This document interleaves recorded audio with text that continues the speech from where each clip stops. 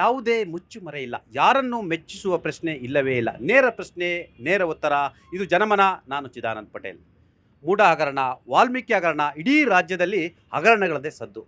40% ಭ್ರಷ್ಟಾಚಾರ ಮಾಡಿದ್ದಾರೆ ಅಂತೇಳಿ ಅಧಿಕಾರಕ್ಕೆ ಬಂದಂಥ ಕಾಂಗ್ರೆಸ್ ಕೂಡ ಅದೇ ಹಾದಿಯಲ್ಲಿ ಹೋಗ್ತಿದ್ದ ಅಂತೇಳಿ ಜನಸಾಮಾನ್ಯರು ಪ್ರಶ್ನೆಯನ್ನು ಮಾಡ್ತಿದ್ದಾರೆ. ಮುಖ್ಯಮಂತ್ರಿ ಸಿದ್ದರಾಮಯ್ಯನವರ ಮೇಲೆ ಆರೋಪ ಬಂದಾಗಲೆಲ್ಲ ಜನಾಂದೋಲನ, ದೊಡ್ಡ ಮಟ್ಟದ ಸಾರ್ವಜನಿಕ ಸಭೆಗಳು ಕೂಡ ಏರ್ಪಡುತ್ತೆ. ಅಹಿಂದ ಹೆಸರಿನಲ್ಲಿ ಎಲ್ಲ ಒಂದು ಕಡೆ ತಮ್ಮ ಮುಖ್ಯಮಂತ್ರಿ ಹುದ್ದೆಯನ್ನು ಕಾಪಾಡಲಿಕ್ಕೆ ಪ್ರಯತ್ನ ಮಾಡ್ತಿದ್ದಾರೆ ಅಂತೇಳಿ BJP ಗಂಭೀರ ಆರೋಪವನ್ನು ಮಾಡ್ತಿದ್ದೆ. ಅಷ್ಟೆಲ್ಲ ಇರ್ತಕ್ಕಂಥ ಮುಖ್ಯಮಂತ್ರಿಗಳಿಗೆ 14 ಸೈಟು ಬೇಕಿತ್ತ ಅಂತೇಳಿ ಪ್ರಶ್ನೆಯನ್ನು ಮಾಡ್ತಿದ್ದಾರೆ. ನಿಜವಾಗ್ಲೂ ಅವ್ರಿಗೆ ಏನಾದರೂ ಇಚ್ಛಾಸಕ್ತಿ ಇದ್ದರೆ ಆರೋಪ ಬಂದ ದಿನವೇ ಆ 14 ಸೈಟನ್ನು ವಾಪಸ್ ಮಾಡಿ, ಇದು ನ್ಯಾಯಯುತವಾಗಿದ್ದಾಗ ಮತ್ತೆ ನನಗೆ ವಾಪಸ್ ಕೊಡಿ ಅಂತ ಹೇಳಿದರೆ ಮುಖ್ಯಮಂತ್ರಿಗಳು ಹೀರೋ ಆಗ್ತಿದ್ರು ಅಂತೇಳಿ ಸಾರ್ವಜನಿಕ ಚರ್ಚೆ ಕೂಡ ನಡೀತಿರುವಂಥದ್ದು.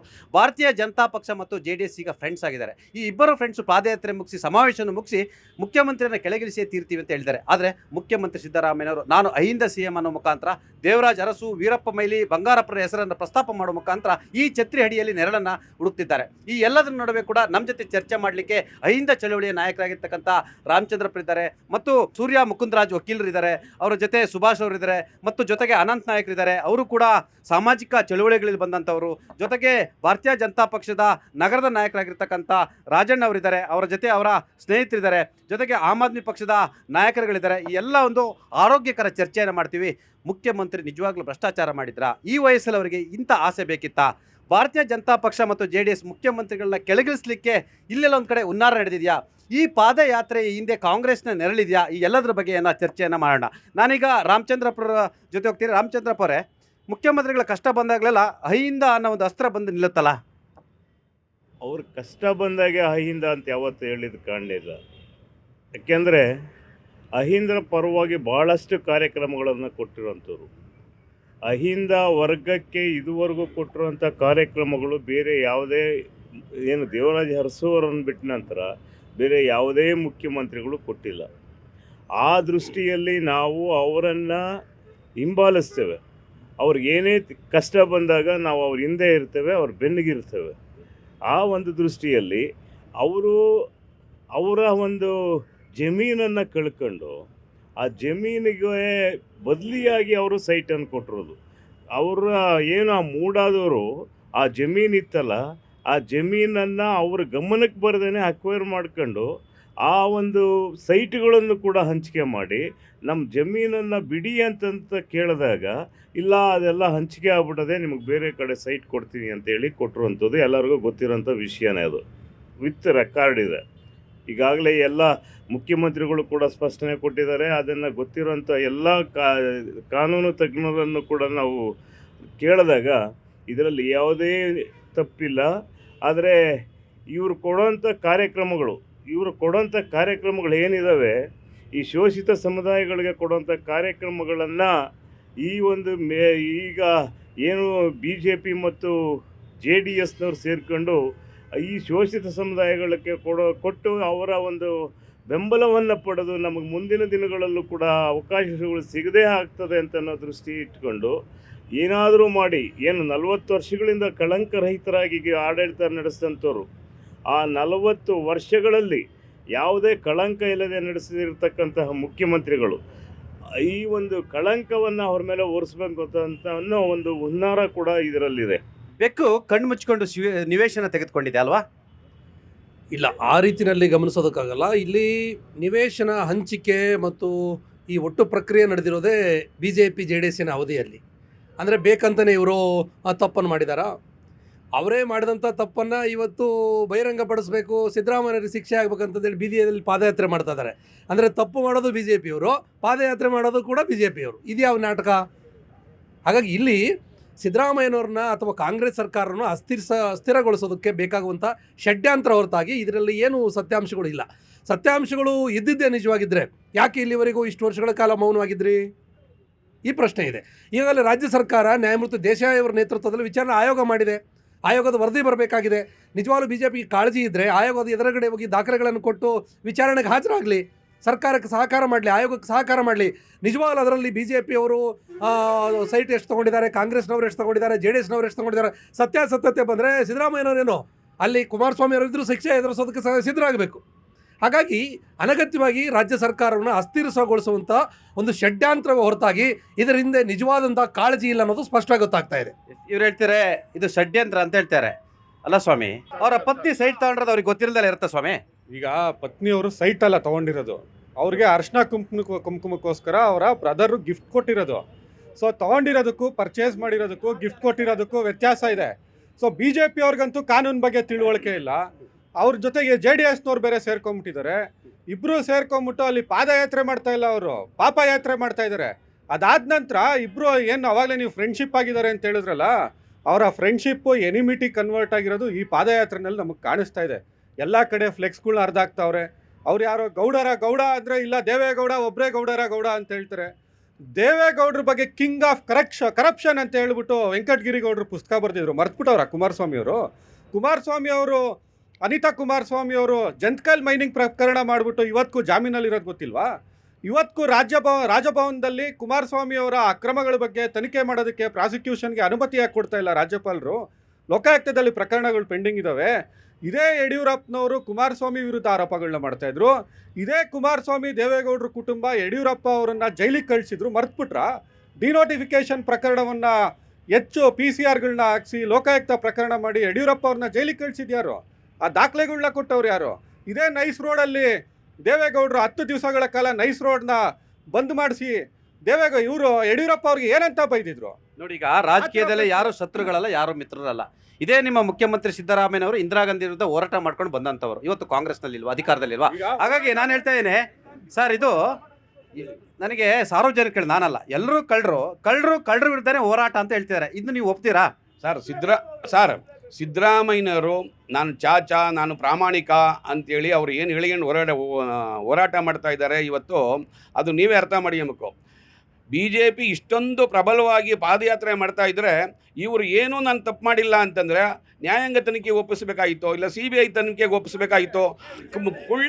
ಏನೋ ಕಳ್ಳ ಅಂದರೆ ಹೆಗಲು ಮುಟ್ಕೊಂಡು ನೋಡ್ಕೊಂಡ್ರಂತೆ. ಅದರಿಂದ ನಾನು ಹೇಳ್ತಾ ಇದ್ದೀನಿ, ಸಿದ್ದರಾಮಯ್ಯನವರು ನಿಜವಾಗಲೂ ಅವರು ಪ್ರಾಮಾಣಿಕತೆಯಿಂದ ಇದ್ದರೆ ಇವತ್ತು ಏನಕ್ಕೆ ಬಿಜೆಪಿಯವರು ತಪ್ಪು ಮಾಡಿದ್ದಾರೆ ಅಂತ ಹೇಳಿ ಅವರ ತನಿಖೆಗಳನ್ನು, ಅವರ ಹಗರಣಗಳನ್ನು ಬಯಲಿಗೆಳಿದ್ರಿ ಅಂತ ಬ್ಲಾಕ್ ಮೇಲ್ ಮಾಡ್ತಾ ಇದ್ದಾರೆ. ಇಂಥ ಸಿದ್ದರಾಮಯ್ಯನವರು ಮತ್ತು DK ಶಿವಕುಮಾರ್ ನಾನು ಹೇಳಕ್ಕೆ ಇಷ್ಟಪಡ್ತಾ ಇದ್ದೀನಿ. ಇವರು ಬ್ಲಾಕ್ ಮೇಲ್ ಮಾಡಿ BJPಯ ಹಗರಣಗಳನ್ನು ನೀವು ತೆಗಿತೀವಿ ಅಂತೇಳಿ, ನೀವು ಸುಮ್ಮನೆ ಇರ್ರಿ ನಾವು ಸುಮ್ಮನೆ ಇರ್ತೀವಿ ಅಂತ ಬ್ಲಾಕ್ ಮೇಲ್ ಮಾಡ್ತಾ ಇರೋಂಥ ಮುಖ್ಯಮಂತ್ರಿ ಮತ್ತು ಉಪಮುಖ್ಯಮಂತ್ರಿ, ಮಾಜಿ ಮುಖ್ಯಮಂತ್ರಿ BS ಯಡಿಯೂರಪ್ಪನ ಸತ್ಯ ಹರಿಶ್ಚಂದ್ರ ಅವ್ರ ಮೇಲೆ ಗಂಭೀರ ಆರೋಪಗಳಿದ್ದಾವೆ.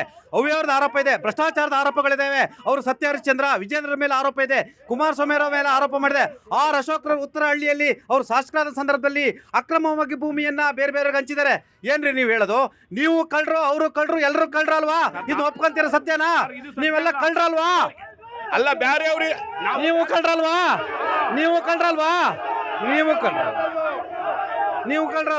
ನಾವು ಕಳ್ಳರಲ್ಲ ಸರ್.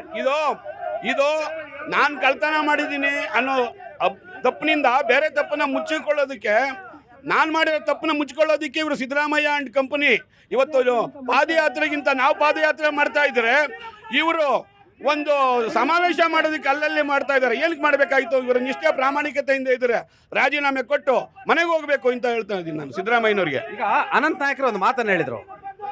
ಈಗ ದೇಶಾವಿರ ನೇತೃತ್ವದಲ್ಲಿ ತನಿಖಾ ಆಯೋಗ ಮಾಡಿದ್ದಾರೆ. ದಾಖಲಾತಿ ಇದ್ರೆ ನೀವು ತಗೋ ಸಹಕರಿಸಿ ಅಂತ ಹೇಳ್ತಿದ್ದಾರೆ. ಹಂಗ್ ನೋಡಕ್ ಹೋದ್ರೆ ಈಗ ಎಲ್ರು ಕಳ್ರು ಅಂತ ನೀವು ಹೇಳ್ತೀರಲ್ಲ, 70 ವರ್ಷ ಆಡಳಿತ ಇದ್ದವ್ರು ಯಾರು? 70 ವರ್ಷ ಹಗರಣ ತೆಗೆದ್ರೆ ಎಲ್ಲೆಲ್ಲ ಹೋಗುತ್ತದು. 70 ವರ್ಷ ತಗೊಂಡ್ ತೋರ್ಸ್ರಿ, 70 ವರ್ಷ ತೋರ್ಸ್ರಿ. 70 ವರ್ಷ ಮುಖ್ಯಮಂತ್ರಿಗಳ ಪಟ್ಟಿ ಯಾರ್ಯಾರ್ದಿದೆ ಎಲ್ಲ ಹಗರಣ ಮಾಡ್ತಿದ್ದಾರೆ. ಇವತ್ತು ಸಚಿವರೊಬ್ರು ಅಲ್ಲ, ಸಮಾವೇಶದಲ್ಲಿ ಸಚಿವರೊಬ್ಬರು ಮಾತಾಡ್ತಾರೆ, BJP JDS ಅವರು ಪಾದಯಾತ್ರೆ ಮಾಡ್ತಿದ್ದಾರೆ ಪಾಪ ಮೋಕ್ಷ ಪರಿಹಾರ ಅಂತೇಳಿ. ಭಾರತ್ ಜೋಡೋ ಯಾತ್ರೆ ಎಷ್ಟು ಪಾಪ ಮೋಕ್ಷ ಮಾಡಿದೀರಾ ನೀವು? ಭಾರತ್ ಜೋಡೋ ಯಾತ್ರೆ ಮಾಡಿದ್ರಲ್ಲ, ಪಾಪ ಮೋಕ್ಷ ಆಯ್ತಾ? ಜನ ಕೊಟ್ಟವ್ರೆ ಪಾಪ ಮೋಕ್ಷ. ಅದೇ ಜನ ಈ ರಾಜ್ಯದ ಮುಖ್ಯಮಂತ್ರಿನ ಎಲ್ಲ ಹಗರಣದಿಂದ ED ರೈಡ್ ಮಾಡಿ ಅವ್ರನ್ನ ಜೈಲ್ಗೆ ಹಾಕೋ ಕೆಲಸ ಮಾಡುತ್ತೆ. ರಾಜ್ಯ ಜನ ಮಾಡುತ್ತೆ. ಒಬ್ಬ ಶೂದ್ರ ಮುಖ್ಯಮಂತ್ರಿ ವಿರುದ್ಧದ ಸಂಚ, ಒಬ್ಬ OBC ಮುಖ್ಯಮಂತ್ರಿ ವಿರುದ್ಧ ಬಲಿಷ್ಠ ಜಾತಿಗಳು ಅವ್ರನ್ನ ಅಧಿಕಾರದಿಂದ ಕೆಳಗಿಳಿಸ್ಲಿಕ್ಕೆ ಮಾಡ್ತಿರ್ತಕ್ಕಂಥ ಷಡ್ಯಂತ್ರನ ಈ ಭಾರತೀಯ ಜನತಾ ಪಕ್ಷದ ಪಾದಯಾತ್ರೆ ಹಿಂದೆ ಕಾಂಗ್ರೆಸ್ನ ಬಲಿಷ್ಠ ಜಾತಿಯ ನಾಯಕರ ನೆರಳಿದೆಯಾ?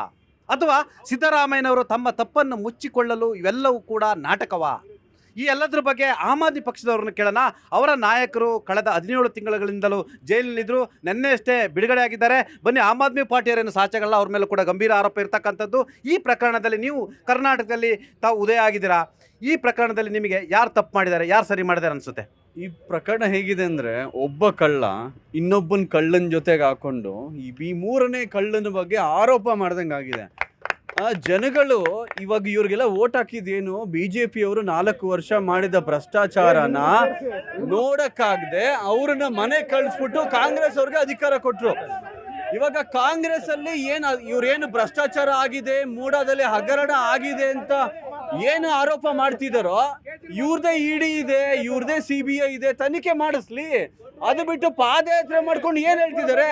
ಇವರು ಪಾದಯಾತ್ರೆ ಮಾಡ್ತಿರೋದು ಆತ ಕಡೆ ವಿಜಯೇಂದ್ರನ ಮೇಲೆತ್ತಣ, ಈ ಕಡೆ ನಿಖಿಲ್ ಕುಮಾರಸ್ವಾಮಿನ ಮೇಲೆತ್ತಣ. ಇವರಿಬ್ರು ನಾಯಕತ್ವನ ಖಚಿತ ಮಾಡಿಸ್ಕೊಳ್ಳೋದಕ್ಕೆ ಇವತ್ತು ನೋಡಿ, ಎಲ್ಲಾ ಹಿರಿಯ ನಾಯಕರು ಹಿಂದೆ ಇದ್ರೆ ಇವ್ರು 3 ಜನ ಮುಂದೆ ಬಿಟ್ಬಿಟ್ಟು ಪಾದಯಾತ್ರೆ ಮಾಡ್ತಿದ್ದಾರೆ.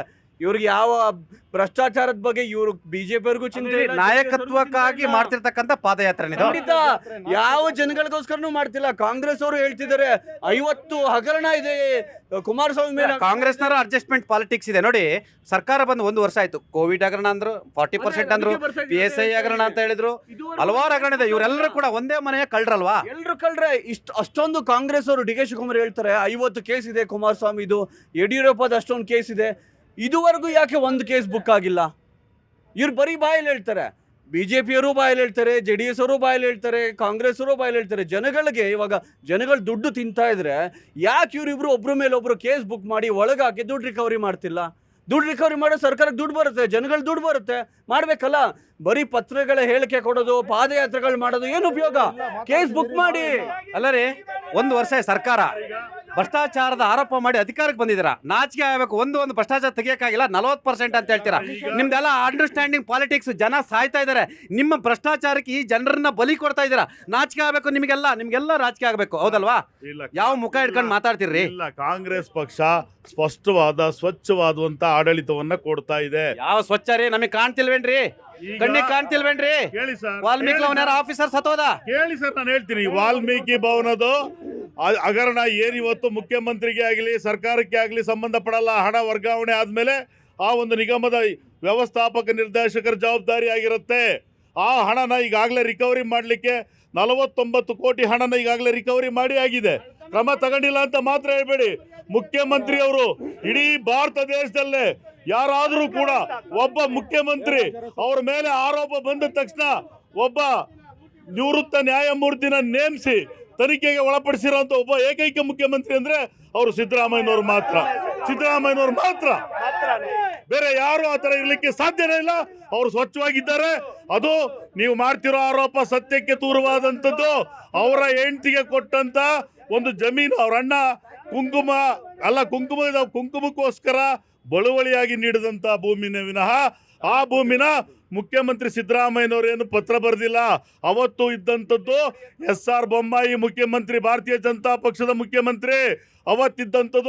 ಅವತ್ತಿದ್ದಂಥ ನಗರಾಭಿವೃದ್ಧಿ ಸಚಿವ ಬೈರ್ತಿ ಬಸವರಾಜ್ ಅವರು. ಇವರೆಲ್ಲ ಅಂಡರ್ಸ್ಟ್ಯಾಂಡಿಂಗ್ ನಿಮ್ಮ ಪ್ರಕಾರ? ಅಂಡರ್ಸ್ಟ್ಯಾಂಡಿಂಗ್ ಅಂತಲ್ಲ, ಅವರೇ ಕೊಟ್ಬಿಟ್ಟು ಕೊಡುವಾಗೆಲ್ಲ ಕೇಳಿ, ಅವರೇ ಕಳ್ತನ ಮಾಡಿ ನಮ್ಮ ಮೇಲೆ ವರ್ಷಕ್ಕೆ ಕೋತಿ ತಿಂದು ಓತನ್ ಬಾಯಿಗೆ ವರ್ಷಕ್ಕೆ ಬರ್ತಿರಲ್ಲ ಸ್ವಾಮಿ.